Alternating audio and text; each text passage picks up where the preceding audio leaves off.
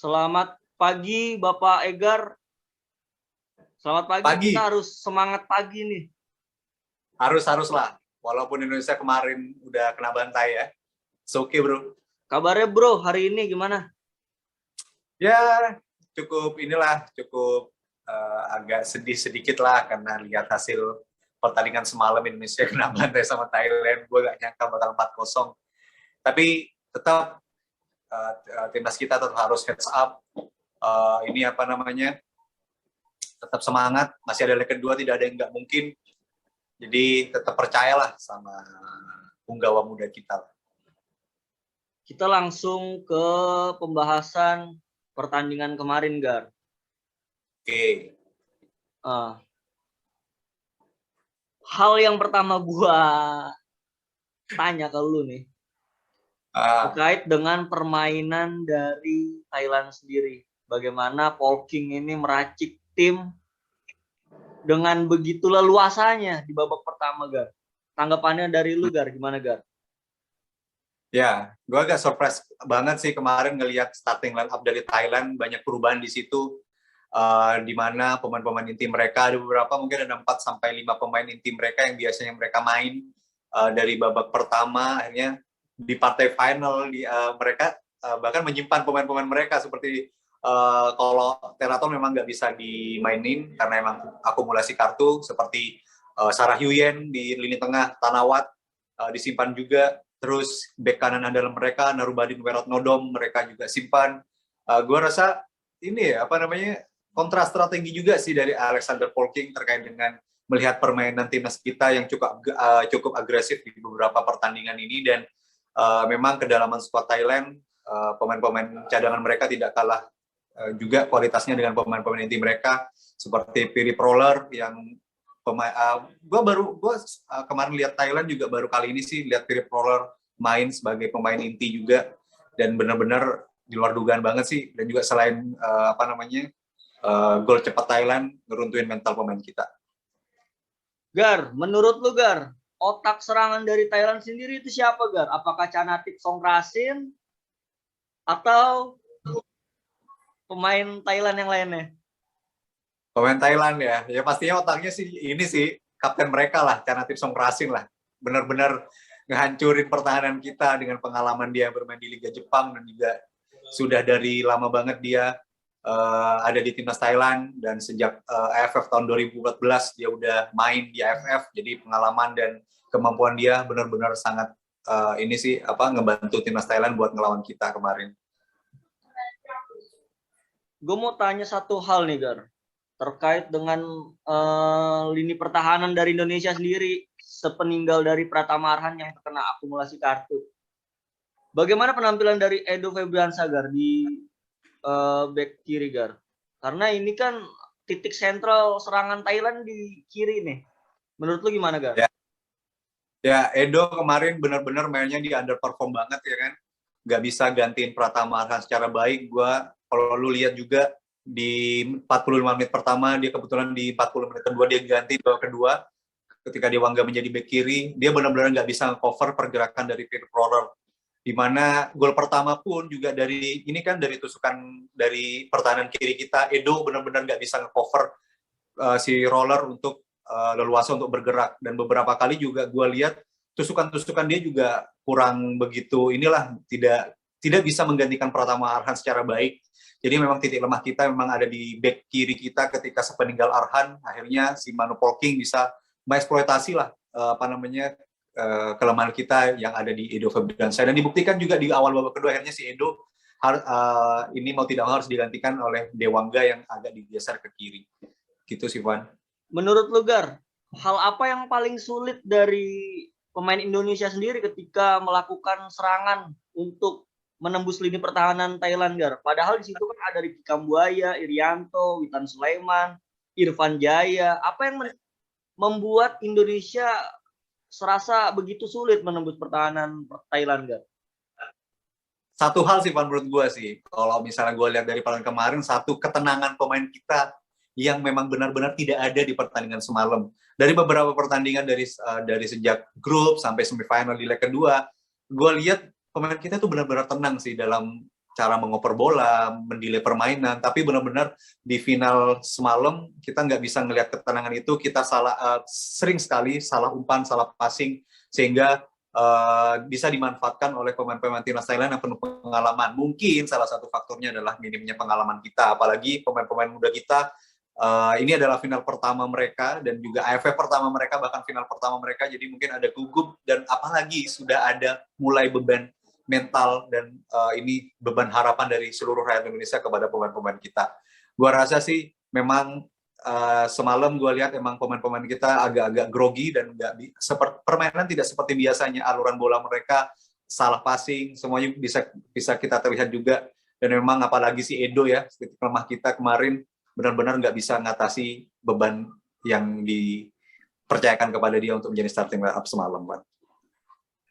Menurut lu Gar, dengan lini squad dari timnas Indonesia sendiri yang sekarang ini mulai dibangun oleh STY nih, menurut lu apakah kekalahan dari Thailand ini berpengaruh terhadap kepelatihan dari Indonesia, bahkan lini dari timnas Indonesia sendiri, Gar? Apakah ada perombakan untuk di event selanjutnya, Gar? Menurut lu gimana, Gar? Menurut gue sih ini kerangka tim STY benar-benar bakal menjadi ini sih fondasi yang bakal dipakai STY selama dia melatih timnas Indonesia, baik itu nanti 2-3 tahun kemudian.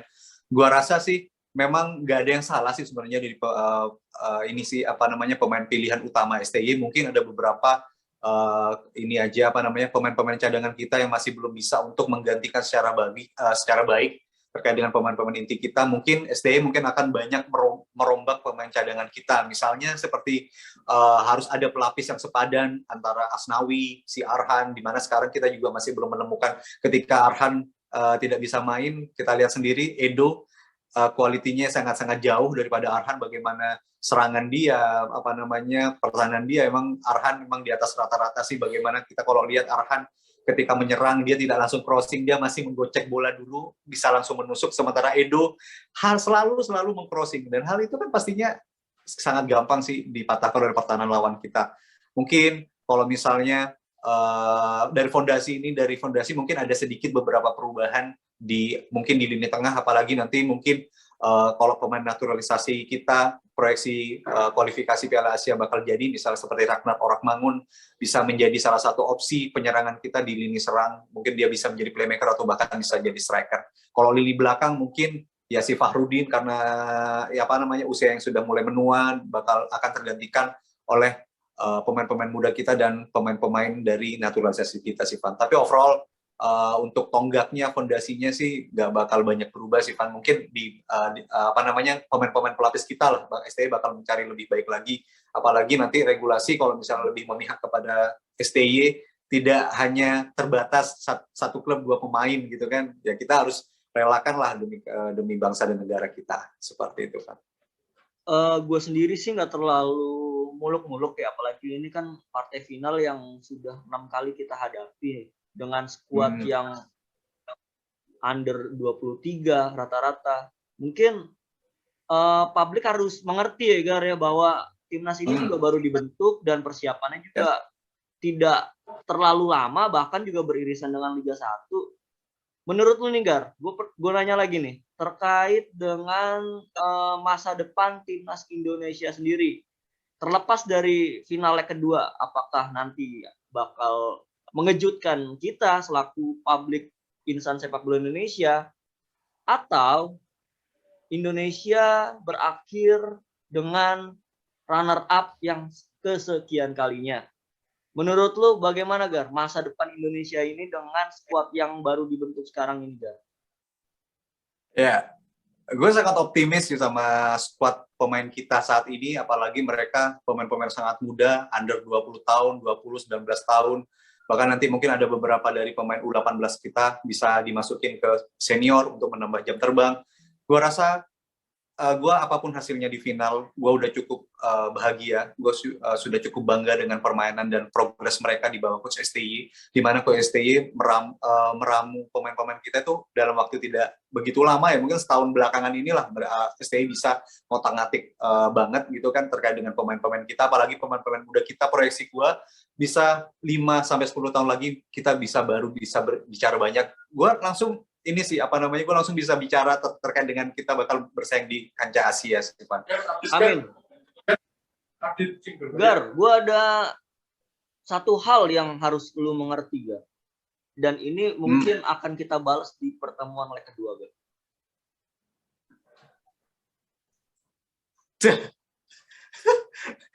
Ini momen-momen lucu nih, Gar. Menurut lu gimana, Gar? Meme-meme lucu nih. Ya, kita bisa balas lah di Liga Dangdut itulah. Ada lagi nih. Ini sih sebelum leg pertama udah Cyborg-nya udah begitu ini. Final kami datang Iwan Bule. Parah memang. Gue bisa berkata-kata apalah. Itu salah satu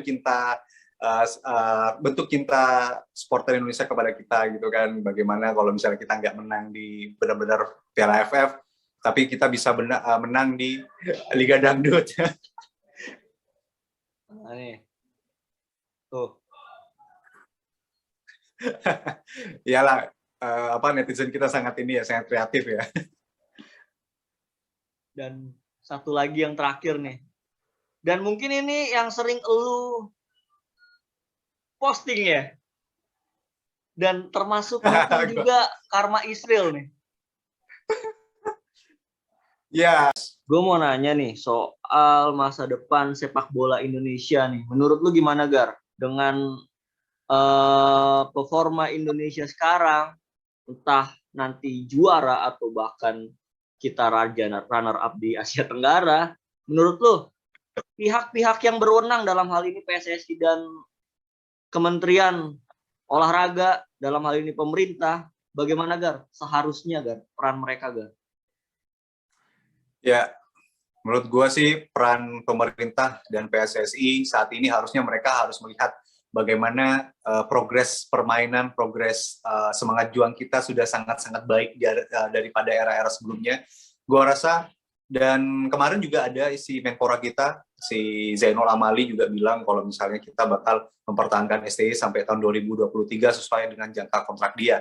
Apalagi memang STI disiapin buat melatih timnas kita di Piala Dunia U20 yang awalnya direncanakan pada tahun 2021, tapi karena ada COVID ini, jadi mereka harus menunda sampai tahun 2023. Menurut gue, posisi STI bakal tetap aman, dan gue harap memang selalu aman, karena memang sebenarnya timnas kita sudah berada di tangan yang sangat-sangat tepat ya. STI gue lihat permainan kita sudah sangat fight, sangat-sangat baik, apalagi dalam mengolah bola, dalam penyerangan konsistensi mereka untuk menyerang 90 menit juga gue acungi jempol. Gue mungkin 10 tahun terakhir, setelah tahun 2010 baru tahun inilah timnas kita 90 menit benar-benar energi mereka, kekuatan mereka masih sangat-sangat konsisten dan terjaga. Akhirnya kita lihat seperti di leg kedua lawan Singapura, walaupun kita tertinggal, semangat juang kita tetap ada, akhirnya kita bisa mencetak gol di masa-masa injury time. Gua rasa PSSI, apalagi Iwan Bule harus lebih bijak dalam mengambil keputusan ini, dan apalagi kita sudah ada jaminan lah dari Menpora kita bahwa coach STI bakal tetap aman. Dan gua rasa STI, menurut gue sebagai netizen gitu kan, sebagai penggemar sepak bola Indonesia, gue harap bahkan STI diberi perpanjangan kontrak lah, biar tidak seperti bernasib seperti pelatih Singapura yang akhirnya dia harus resign setelah kekalahan di semifinal kemarin. Kalau pelatih Singapura menurut gue memang sudah jadi budaya mereka ya, ketika tim yang mereka asuh itu ibaratnya mengalami kegagalan. Dan itu gue respect sih, dalam hal tanggung jawab ya. Gue respect banget sih sama siapa namanya? Yoshida. Yes, that's Yoshida.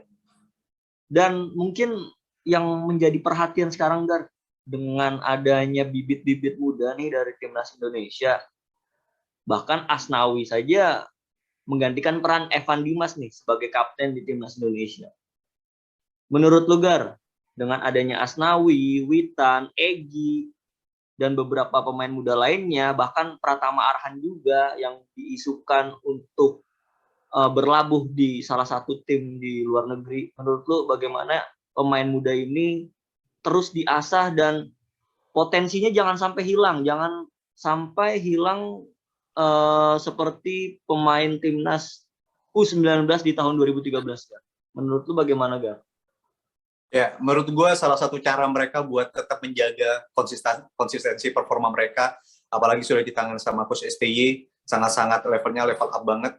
Gue rasa salah satu pilihan yang baik dan bijak dari pemain-pemain kita saatnya kita harus abroad lah.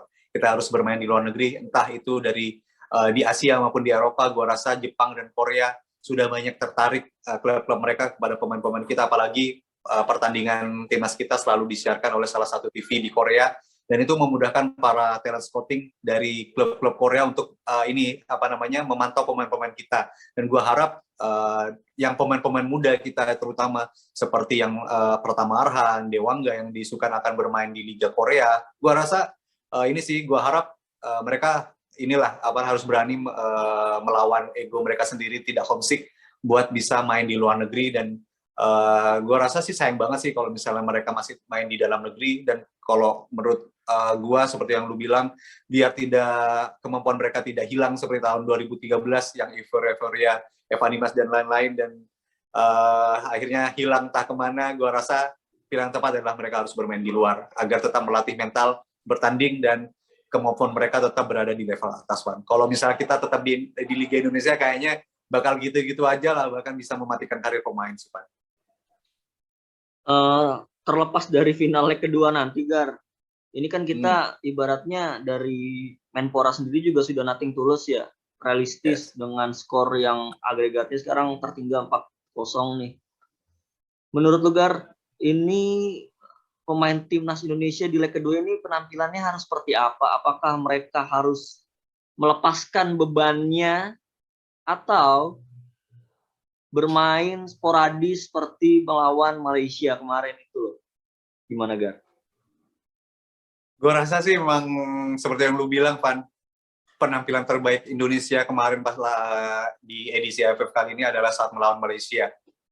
Gue rasa permainan Indonesia wajib nothing tulus, karena mereka mau cari apa lagi gitu kan. Udah kita kalah, ya udah kita kalah sekalian gitu, ya udah bermainlah seperti biasa, seperti saat melawan Malaysia, penuh semangat, penuh determinasi, penuh perjuangan, dan tidak usahlah memikirkan gue bakal juara atau enggak gitu kan. Soalnya secara logika kita cari gol 5-0 lawan Thailand itu sangat-sangat sulit sih, kecuali kita lawan Kamboja kemungkinan masih bisa. Tapi kalau lawan Thailand mungkin agak berat. Tapi gue rasa kalau misalnya permainan Indonesia bisa mengeluarkan kemampuan terbaik mereka seperti melawan Malaysia, gue rasa Thailand bakal bisa gue kalahin sih. Gue juga semalam gue ngelihat dari ketika detik pertama pun, ketika mereka passing juga, loh kok gini gitu loh, maksudnya kok udah salah passing di awal. Lu kalau nonton dari awal lu pasti lihat kan salah passing. Gue udah punya perasaan gak enak nih, kenapa nih Indonesia nih kayaknya agak gugup nih, dan agak deg-degan nervous juga di pertandingan mahal penting juga, apalagi mereka mendapat beban dari 270 rakyat Indonesia yang berharap dari 6 kali final, final inilah yang bakal memecahkan telur menjadi juara. Gua rasa sih seandainya Indonesia bermain dengan sesuai dengan arahan Coach STY dan bermain dengan seperti biasanya, apalagi seperti lawan Malaysia, gua rasa kesempatan itu masih ada. Dan gue juga cek barusan di Instagramnya Egy Maulana Fikri, dia masih bikin caption bahwa dia gak bakal menyerah, dia masih bilang kita masih punya satu kesempatan lagi, never give up gitu kan. Gua rasa pemain Indonesia tetap optimis dan bermainlah seperti biasanya, jangan gugup seperti semalam, karena gue yakin dengan kemampuan mereka, jangankan Thailand, Vietnam, bahkan kita bisa bersaing di Asia. Nah, ini gue pengen nanya nih, waktu lawan Vietnam sendiri, Sintayong ini mempunyai strategi khusus bagaimana dia mempertahankan lini belakangnya dan menumpuk beberapa pemain yang sifatnya itu defender. Menurut lo perbedaan yang sangat terlihat itu apa, Gar? Ketika Indonesia melawan Thailand dan Vietnam, apa yang membuat perbedaan itu sehingga kita itu seolah-olah tidak mampu melawan Thailand, Gar? Ya, lagi-lagi ST itu banyak banget strateginya. Gue kalau ngeliat lawan Vietnam kita benar-benar bertahan total, dan lawan Thailand kita agak ofensif, agak menyerang, karena memang sudah penuh euforia dan semangat pemain-pemain kita buat menjadi juara. Jadinya memang beda situasi.